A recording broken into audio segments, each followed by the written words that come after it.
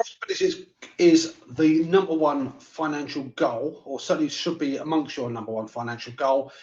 Businesses aren't structured just to make profit in its sake, but making profit is what keeps your business going, keeps the lights burning, helps you deliver your why. In tonight's broadcast, I'm going to be looking more particularly at the focus of how you improve your business profitability. We're going to cover a number of grounds here. It's going to be a very practical presentation. Feel free to join in, questions, fire them into the comments box and chat box, etc. I will do my level best to answer them during the period of the broadcast. If not, I shall address them afterwards. I think it's only right that we have a little dip in the water, have a little bit of music, and kick start tonight's.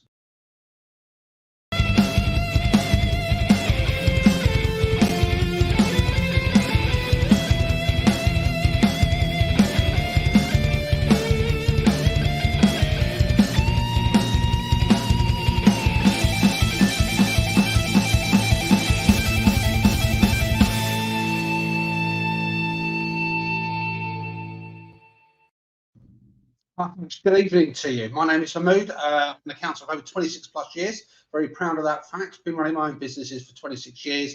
And I suppose if you want to call it mission here, my main objective mission in doing this broadcast and everything that I do is for businesses, whether they're social enterprises, private businesses, charities, whatever organisation, whatever your why is, whatever you're doing in business, you've got to make money, you've got to make profits. My mission is to try and increase that understanding, that financial language that goes around in business, understand what goes on in the numbers well, get businesses to be a bit closer to their numbers, maybe not necessarily sort of love them as much as I do, but certainly use them in the right way.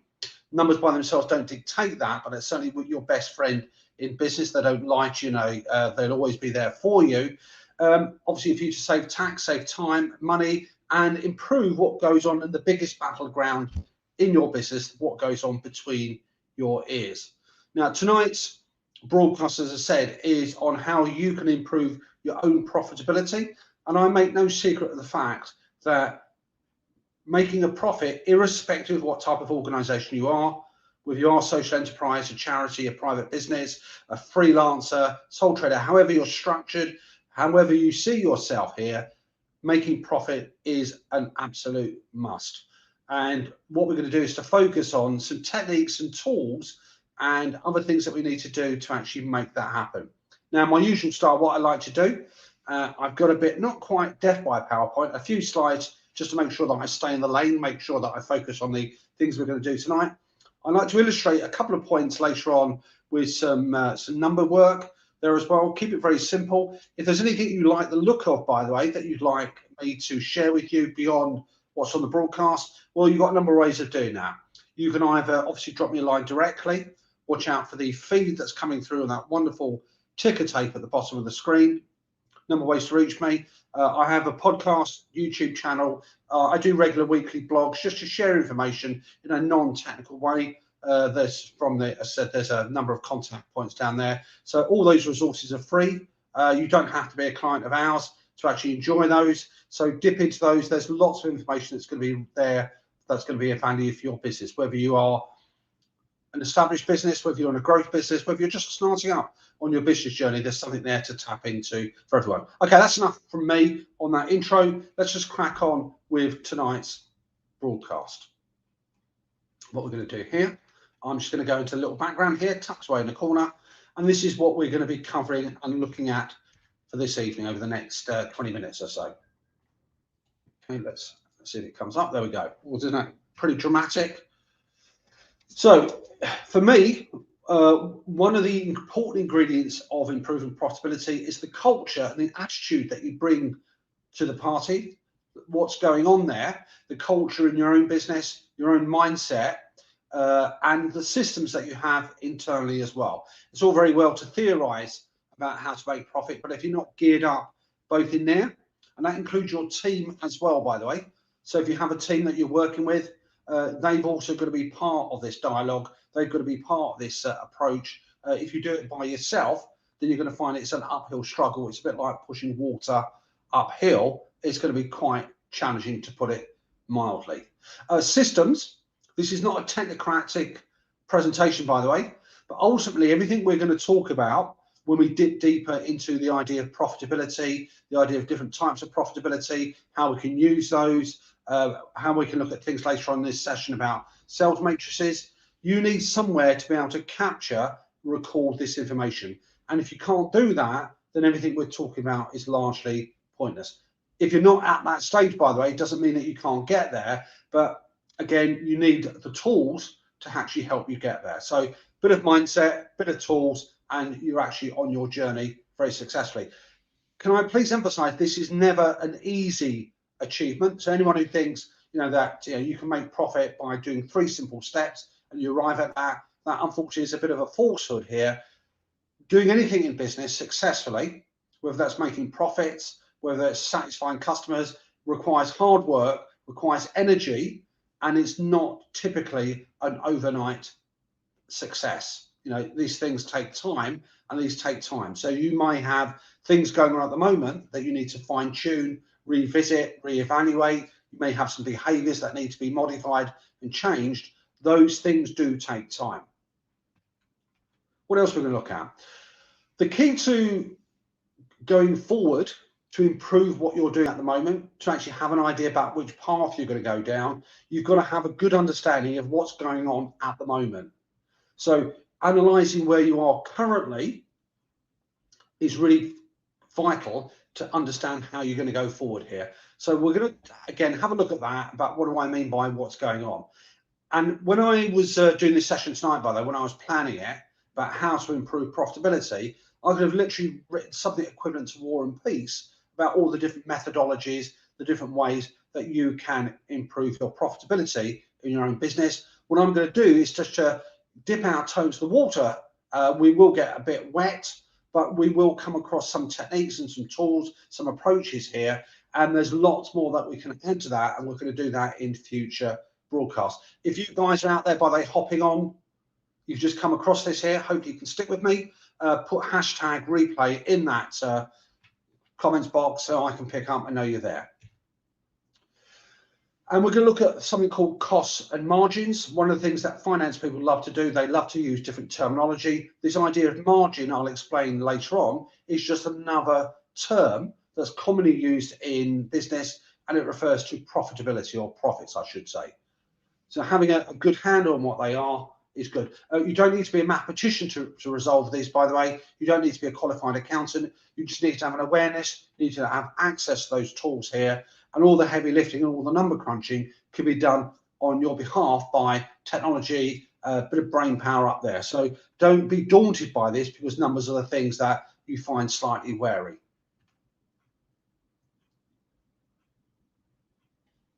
Now, mindset and system. So where are you currently?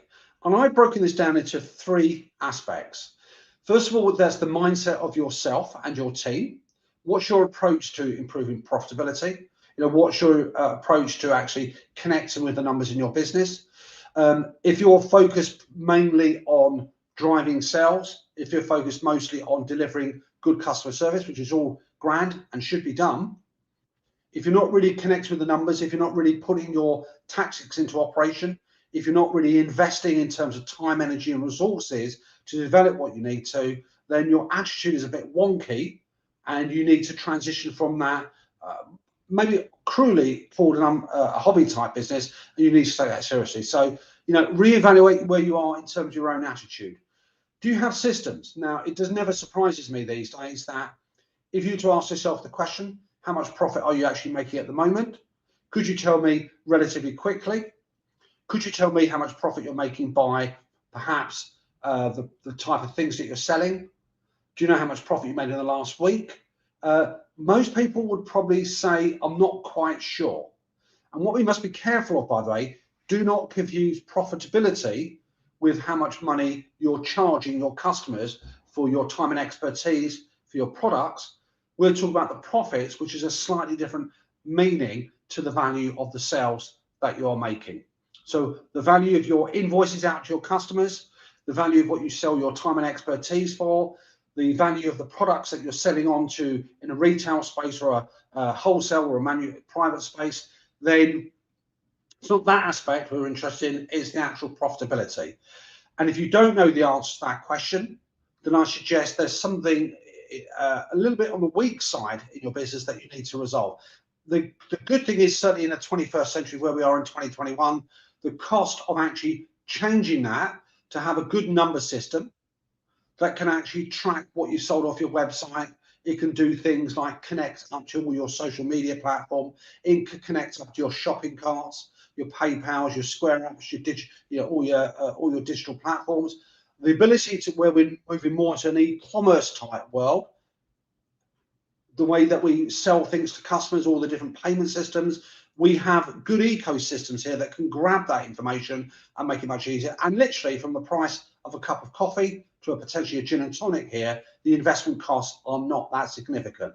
And I think even if you're a freelance business just starting off, my personal preference is whatever your system is that you choose, you must go digital to be able to capture and grab that data. If you don't have those systems, if you can't answer those questions right now, then that's something you need to address sooner rather than later. What else do you need to think about? Where are you now in terms of your customer and product base? As we'll see on the next slide, for me, I like to look at businesses not just in terms of aggregate, what's the total money that you've generated by selling your products and services, but can you break them down? And KYC stands for Know Your Customer. Marketeers, if they were to step into this conversation, would typically talk in things such as, customers. We can describe them by avatars, by preferences. You might use demography. You may use different criteria to define all your different customer personalities, all your different customer avatars. Now, if that's the way you translate, you transcribe, you articulate who those customers are, who those audiences are that you connect with, and you sell products and services to, then that articulation needs to also manifest itself in terms of attributing values in terms of profit to those individual groups. KYP is Know Your Products, and by products we can mean services. So pretty much most businesses will have a variety of products. Now we can go from one extreme to think about a supermarket that will have literally thousands of lines. We can think about retailers that will stock and have many hundreds of inventory lines there. You may be a business that's got about half a dozen. It's very unusual to find a business that's just a single product line. If you happen to be in that situation where you've got a single product line, then you will find you may have a multitude of buyers there, different customer avatars that will buy that product. So you should be able to articulate and describe your customers and your products and services and break them down into groups. So again, if I look in terms of the world of a trainer, perhaps a training company may have one-to-one workshops, it may have one-to-many workshops, it may be delivering that service to established businesses or maybe in different sectors. If you're a retailer, you're retailing, it may be certainly by different product groups. So if you think about humble news agents, which may be looking at things like confectionery products, maybe looking at perhaps smoking products, maybe looking at food and groceries. If you happen to be a restaurateur, if you happen to be involved in the food industry, the hospitality sector, you may look at these things in terms of takeaway, delivery. You may be looking in terms of type of produce or type of menu that you have. But whichever way you carve it up, are you able to articulate and describe your products and services and your customers into categories and buckets and groups? And the power of that, we're going to see on the next couple of slides here, is if you can describe and break your business down into those different groupings here, there's a lot of benefit from there. One, apart from the financial, there's the communication becomes much easier because you know the groups that you're targeting. Working out profitability, working out which ones do you well financially, which ones don't, is much easier as opposed to looking at a long list of numbers. It's very easy to get overwhelmed with numbers when you've got a long list. So for me, break it down, summarize it, and make it an easier story to read in your business. Lastly, where are you now in terms of your costs and margins? Now, margin, by the way, just to flag it up, folks, is if you imagine a product, and not being very original here, imagine I have this product here. I'm just going to come out of the screen for a second or two. Let's take this out of the screen, and then you can see my little demonstration, if I can even get this mouse to work. Probably not. So technology is against me at the moment. I've got a a mouse that's rubbish. It's obviously fantastic for live streaming. Right, gonna have to see it in the little chat window. If you see this product I'm holding up here, now if you imagine that, now effectively, let's assume it's cost me £10 to manufacture or to buy that item in for resale. If I sell that on to a customer for £30 or whatever currency you decide to choose in, I've made a £20 margin or £20 profit on that individual product. If I'm a service-based business, if I look at the value that I charge my customers, my clients for that service I'm providing, I can figure out what the cost of providing that would be, perhaps any materials and printing that I've got, any hire of venues. I can work out then the profitability and the margin I'm making on that item. If we take the big grandiose example like a supermarket will have hundreds and thousands of lines. Each individual product they're stocking, each one has a different level of margin. So the cost of actually buying a tin of peaches, I don't know why I said peaches, compared to the price you sell those peaches for, gives you a level of what's called margin. We can drill down a little bit more detail later on to give you more specifics in terms of the names that we might adopt. So do you understand? Do you know? And if not, you should try and resolve that. And can you link the costs and margins to those different customer and product groups? If you can, you're a long way. If you can't, it's an exercise worth investing in because it has a lot of power, a lot of clarity, and it makes your path going forward much simpler as well.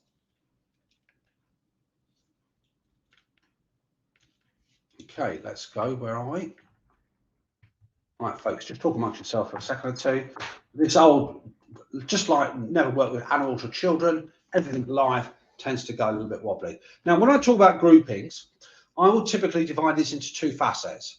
You've got your products, and by products, by the way, I'm also going to blend in services. So products historically have always related to the physical item, the things you can pick up, the things you can touch, kick, etc. So when I use this example of this slide pointer, that's a product.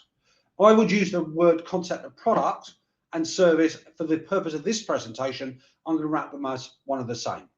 So can you categorize and break down what you sell into different groupings and use the groupings that make more sense? So typically you may want to split them down based on the value that you sell them for, the selling price. You may wish to break them down by geographical territory. You may wish to break them down in terms of they've got any specific characteristics. So when you break them into groups there, do them on the basis that they share common characteristics. For clients I've worked with before on this one, they've either gone, if they're new to this, for me, start it. You can always refine the process as time goes on. Get your head in the game, get familiar with the approach, and then you can always fine tune as time goes on. So again, you may wish to define it perhaps by the value that you do. So any products under £20, £20 to £50, £50 to 100, you get the idea. Now customers, likewise, break your customers down into, if you can, into avatars. Now, if you don't know who your customers are, if you can't describe that, then again, that's probably an exercise that you need to undertake to understand your customers more. If you don't, if you can't describe them, if you can't articulate them, if you can't break them down into groupings, then you've got a challenge on your hands to improve that profitability. And you're going to have too much of a shotgun approach on your hands. So if you imagine like customers, you could typically break it down perhaps by what type of sectors they inhabit, if you think that's suitable. You might want to look at it in terms of their buying habits. You might want to look at them where they, if you're selling B2B, where they are in a business cycle. If you've understood the customer's pain points, understood the problems, understand what you're selling. So in this exercise, I talked about at the beginning, it's a team activity. Speak to your marketing team, speak to other people in your organization, and articulate collectively. Don't do it as a standalone exercise. Please do not leave it just to the behest of the accounting team, the finance team. There lies ruination. Finance people there are there to be part of a team, is part of a collective. This is not a standalone responsibility. And in the same breath, don't leave the exercise just to the sales team, just the marketing team. Everybody has to work together on this one.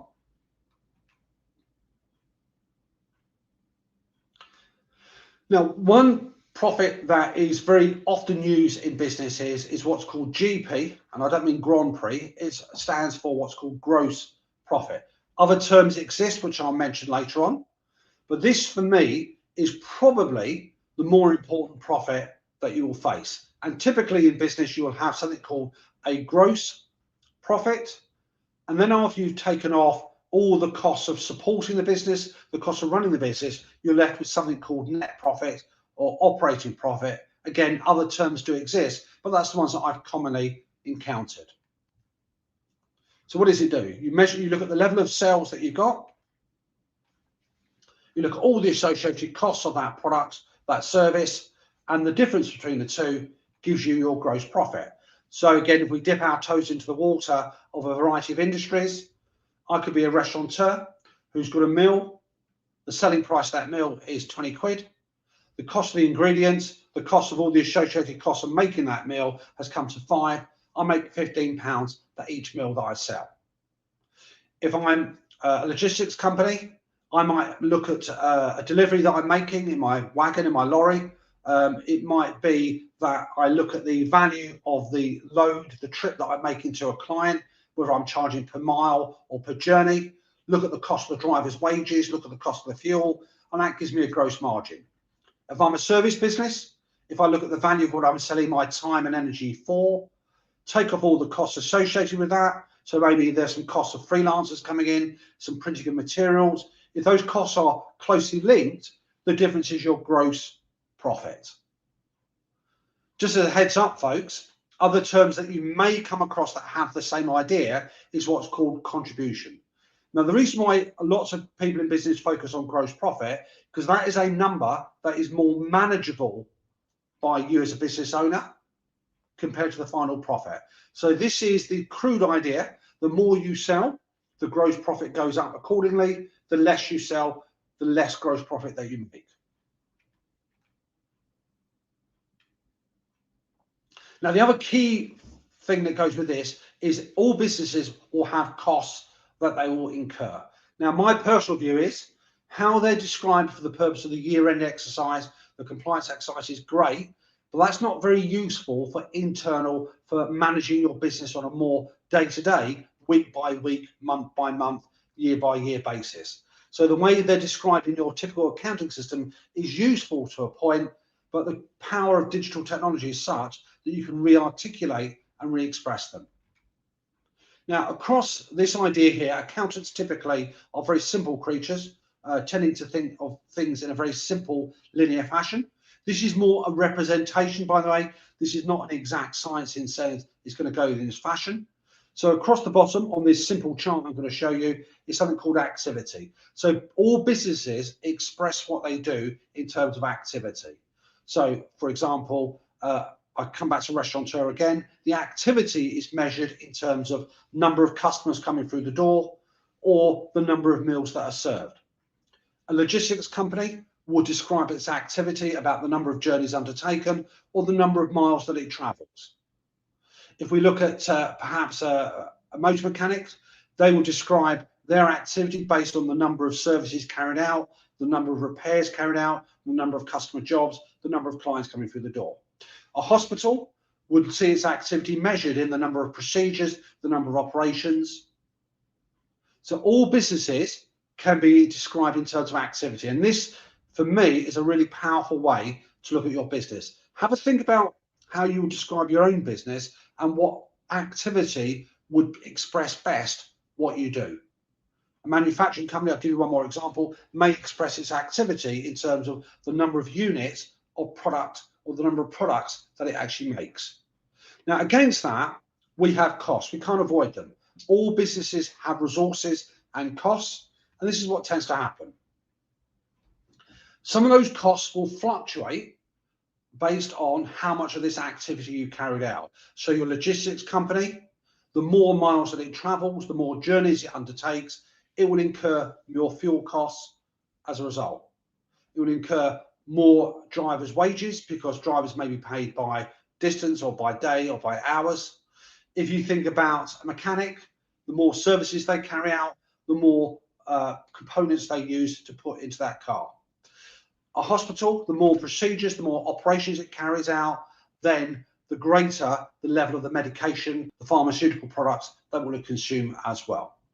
So they will fluctuate up and down. And again, in the world of the finance people, assume a relatively straightforward line. In real terms, it's not going to be that straight linear line, but it's good enough for our purposes for tonight. The other type of cost, generally speaking, are ones called fixed. So think of this idea of committed costs. So if you have no work to do, if your production line is at ground zero, you've got no customers coming through the door, nothing's occurring, no activity in that respect, then your costs will still be there. Typically things like rent, salaries, all those committed costs. You may be paying a subscription to a website, software costs. Irrespective of the level of activity, those costs are committed and they're fixed. So if you don't understand your cost base now is the time to roll your sleeves up, get dirty, and get familiar with what those costs are. And that will give you really powerful tools for knowing how to drive down and improve profitability. Now, typically, the way it's seen, that gross profit that you generate goes towards serving and covering all your costs. So the greater the level of gross margin that you make, the quicker you fill that tank, the quicker you will make some profits. That lovely little bubble coming in of gross profits. Now, I suppose coming up to the penultimate thing here is what I call the sales matrix. Now, if you've articulated your products and you looked at what you sell, I would typically have a look at your numbers and actually think, okay, of the different products and services that I sell, could I break them down and work out, and I've got 4 quadrants here to complete. So a product that has what's called a high profit margin, and it has a high level of the sales that I achieve in my business is a star. And therefore what you do, you look after that, you make sure you support it, you nurture it, you promote it, and that's your top seller, not just in value in terms of invoice value, but in terms of profit margins. That's a star. Now, against the other extreme, you could have a product group, you could have a service group, a customer group perhaps, that the sales proportion is relatively modest, quite low, but it makes low margins. Now, those products may be ones that you want to discuss to see if it's worthwhile retaining, if it has no strategic impact, if it doesn't lead to additional sales, if it has no value for your business, and it's a low margin product, and it doesn't generate a lot of the turnover in the business there as well, there's a good argument for saying, actually, should we challenge it? Should we reevaluate it? Do we need to retain it in our product portfolio? If we divest, if we move away from that, drop that product, if it doesn't have that negative impact on everything else in the business, then perhaps we can free up the resources to use elsewhere. And please, numbers are not the deciding factor, by the way. You've got to use commercial good common sense here, but the numbers are there to help you inform to come up with that decision. A lot of people I know will make decisions based on emotion and instinct, which is fine. Most of us human beings do, but that's not a good way to run your business fundamentally. You need a vision, mission, you need your mindset set right, and you need your numbers to help you reinforce your understanding, or maybe it will challenge you. Now, the other 2 extremes, you may have products which proportionally are a small proportion of your total sales, but they generate high profit margins. So effectively, that leads us to a conversation about perhaps having a sales promotion, pushing that, spending a bit more money on advertising, and trying to expand the sales of that particular product, because the more we can sell of that, the more profit we tip into the box. Now, the other one is effectively products that have got low profit margins but high sales values. And it's a perversity, by the way. You do not look at turnover is basically, for me, is not a good financial metric to focus on.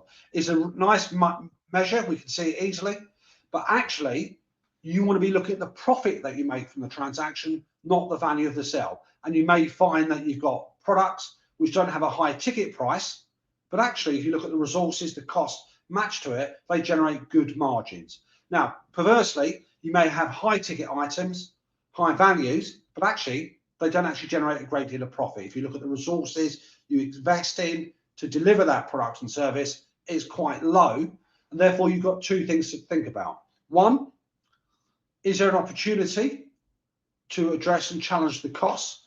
Can you make it more efficient? Can you cut down wastage? Or the things that you can do in what you're doing to improve the profitability?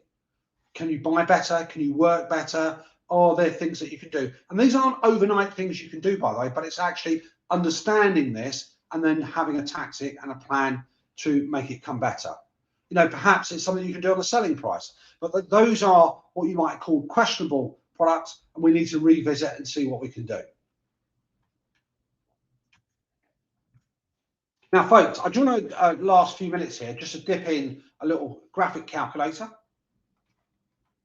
So I'm just going to go back on this one here.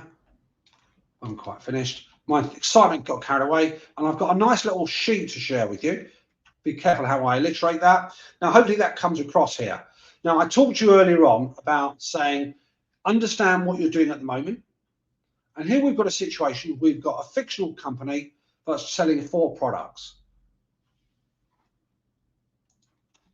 Now, let me just see what would happen. So I go for my 4 products.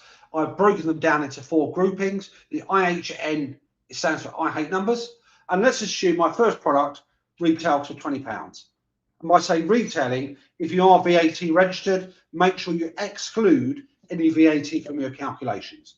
The cost of that product is £10.